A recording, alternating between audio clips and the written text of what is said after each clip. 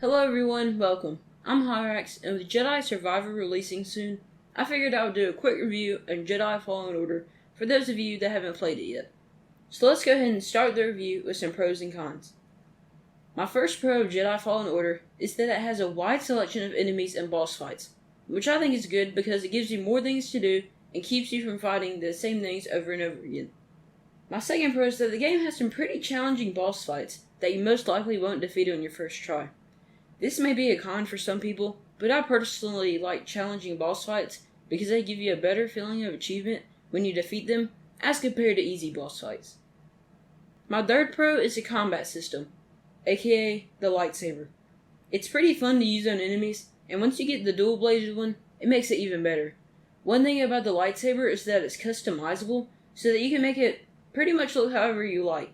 My fourth and final pro is that the story is really good in my opinion. The plot unfolds as you progress, and you learn more about the characters. Plus, it has Darth Vader. Now moving on to some of the cons, starting with the game's repetitiveness.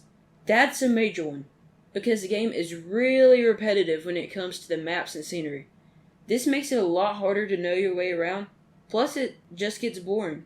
My second con is another major one, and that is that there's no fast travel, which makes it extremely tedious to do things.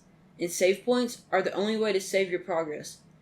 Basically, if you need to get to the other side of a world map, you have to travel on foot through all the places that you've probably already been several times, and it also makes it harder to get achievements. Speaking of achievements, that brings me to another con. Jedi Fallen Order is pretty difficult and tedious to 100%, and it requires a good bit of time. No fast travel is the main cause of this, so hopefully Jedi Survivor fixes that. Another kind of aggravating thing is that chests only contain cosmetics, and many of them don't even look too good. My fifth and final con is that if you play on PC, you have to have the EA app to play it. I've never played it on console, so I'm not completely sure about this, but I think it also requires an EA account to play on console also. This might not bother a lot of people, but it just makes the game more of a hassle to play. So now for the final verdict on whether or not Jedi Fallen Order is worth it.